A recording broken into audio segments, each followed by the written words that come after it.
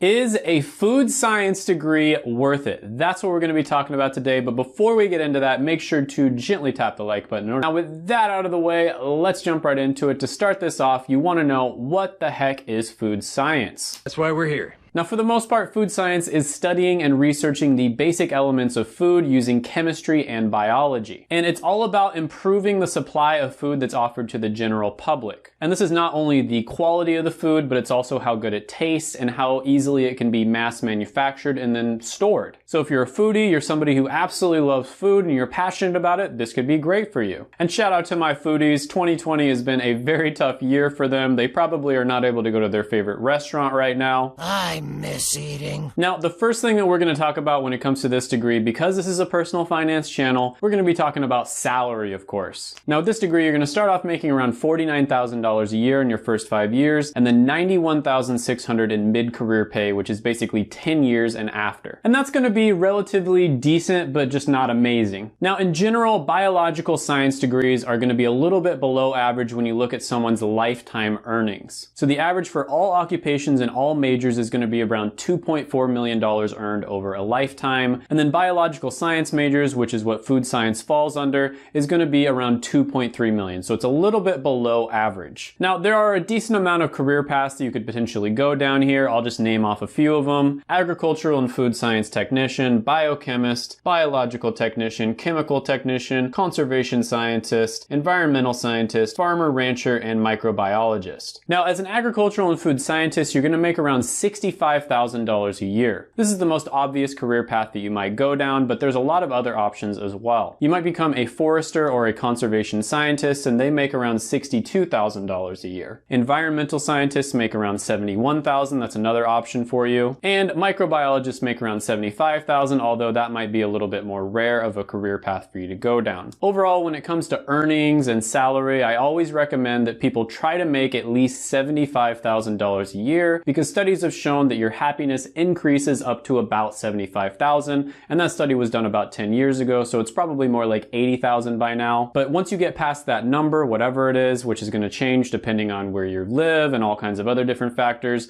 your happiness doesn't really increase. So I think that's a really good target for you to aim for. Somewhere around $75,000 to $80,000 a year is where your happiness is going to max out. And overall, with this one, I'm going to give it a score of 7 out of 10. It's not amazing, but it's also not horrible. Now, next on the list, we're going to be talking about satisfaction, and I always like to split this one up into two different categories, which are going to be more important to different people depending on what type of person you are. One of them is going to be meaning, and the other one is going to be job satisfaction. So meaning is basically how much you think your job positively contributes to the world. So maybe you hate your job, it's super stressful, but at the end of the day, you know you're really helping other people out, and so it might have a high meaning score. Whereas satisfaction is just how much do you enjoy doing your job. It's not necessarily something that is contributing to the world, but maybe you really enjoy it. So when it comes to meaning, this one actually surprisingly scores relatively low. The meaning score is 43%, and just to give you an idea where that lays, radiation therapy has the highest meaning score at about 90%, and plastics engineering technology has a very low score at around 30%. Now, when it comes to job satisfaction, it does seem to score a little bit better. So as a food scientist, you have around a 72% job satisfaction score, and just to give you some context, clergy has the highest score at around 90%, and parking lot attendants has the lowest score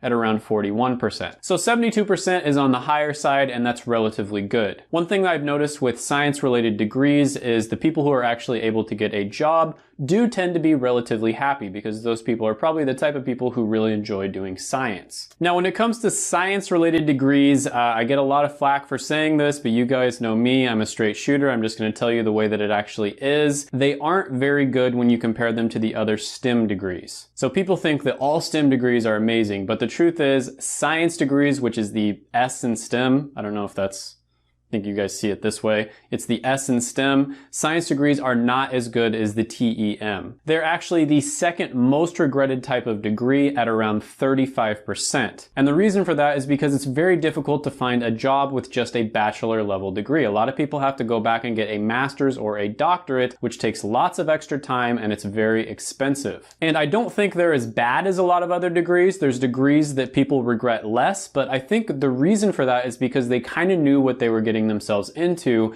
whereas a lot of people think that science degrees are good and they don't really understand that they're not as good as people think they are. You can compare that to a math degree or a computer science degree where only around 12% of people regret it. Now, with that being said, a lot of the time it's going to have more to do with either the business that you work for or the industry that you work in when it comes to job satisfaction and just satisfaction in general. So for instance, you might be doing a job that you're not crazy about, it's okay, but you're working in a business that's really awesome. They treat you well, they give you all the hours that you want, they give you good vacation time, good benefits, etc. Whereas if you're working in an industry that's really struggling, or maybe your company is struggling, you might not have a very good time. They're probably going to work you really hard, they're not going to pay you as well, and there's not going to be as many opportunities. Satisfaction is always extremely subjective, so for one person this might be a 10 out of 10, and for another person it might be a 1 out of 10. And I always recommend looking at the concept of Ikigai, and that's basically the Japanese concept that means a reason for being, and it's really helped me kind of discover what I want to do with my life.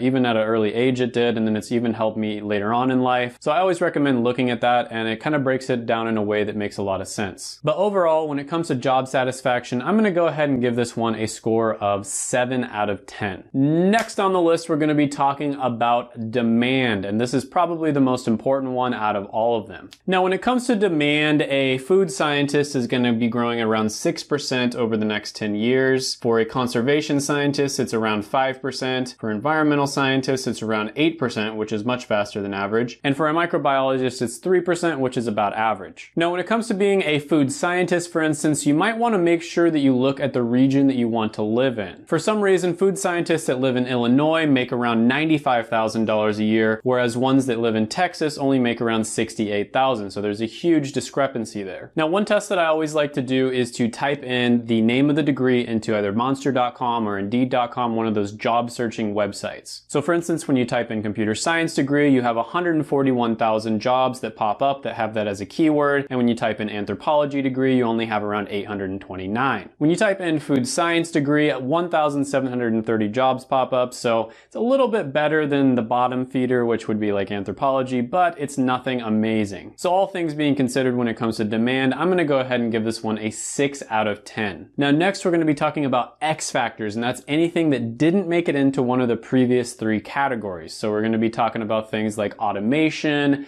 outsourcing, the skills that you learn, how flexible the degree is, etc. Now I mentioned before, but in general, science-related degrees, and especially biological science-related degrees, don't make as much as something like engineering, for instance. An average engineer is going to make $3.5 million over a lifetime, and the average person who graduates with any college degree is going to make, on average, about $2.4 million. Whereas someone who graduates with a biological science degree only is going to make around $2.3 million, so it's a little bit below average. However, weirdly enough, if they go into a career where they're working with computers or mathematics, like a technology-related career, like computer programmer or a software developer, they're making, on average, around $3 million over a lifetime. This makes a lot of sense to me because a lot of them are getting the degree, they can't find a job, and so they probably learn how to code on the side or something like that. And there are a lot of, soft skills as well as a few hard skills that you can learn getting a science-related degree that can indirectly be valuable to companies on the job market. However, when it comes to the specific skills, something like food science, for instance, the value on the job market in terms of what businesses are willing to pay you for those certain types of skills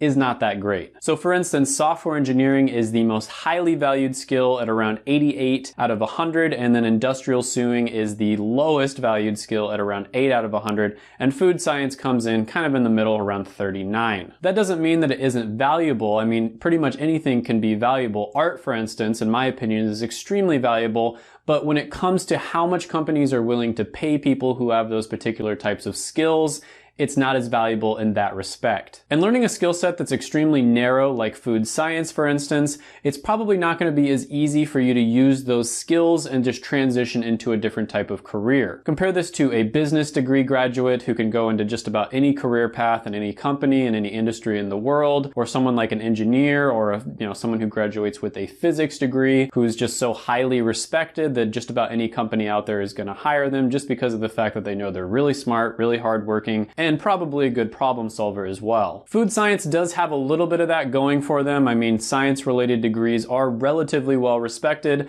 but it's definitely not on the level of engineering or physics. Now, with that being said, one big time positive here is that food science-related skills are probably not going to be automated in the future. Will robots take my job? Has the chances of automation at around 8%. And that makes a lot of sense. Let's say you go into a food scientist position and you are somebody who is tasked with creating a new type of soda for Coca-Cola. Is a robot going to be able to taste the soda and understand that it tastes really good and consumers would likely, buy a bunch of that type of soda? Probably not, and that might not ever be able to happen. But overall, when it comes to X factors, I'm gonna give this one a score of 6 out of 10. So the pros with this one is that it's gonna have a relatively good satisfaction rate. It's not too bad when it comes to meaning and satisfaction. The automation risk is also gonna be relatively low. It's probably not gonna be automated. And you actually did see some relatively decent growth for some of the careers that you might go into. And on top of that, you might not have to get a master's or a doctorate. You might be able to actually get a job with just a bachelor's. Some cons here though is that it's not very flexible. So the skills that you're going to be learning here are not going to be super flexible to where you could probably go into any other career very easily. The pay is okay, but it's not great. And the career paths in general are going to be a little bit too narrow in my opinion. This is a very common issue for science-related degrees. So overall, I'm going to give this one a score of 6.5 out of 10. If you know exactly what you want to do, you've really done your research, you're passionate about this degree, don't let this video dissuade you from going into it. I just highly urge you to make sure that you have a really good plan, you know exactly what career paths you're interested in going down.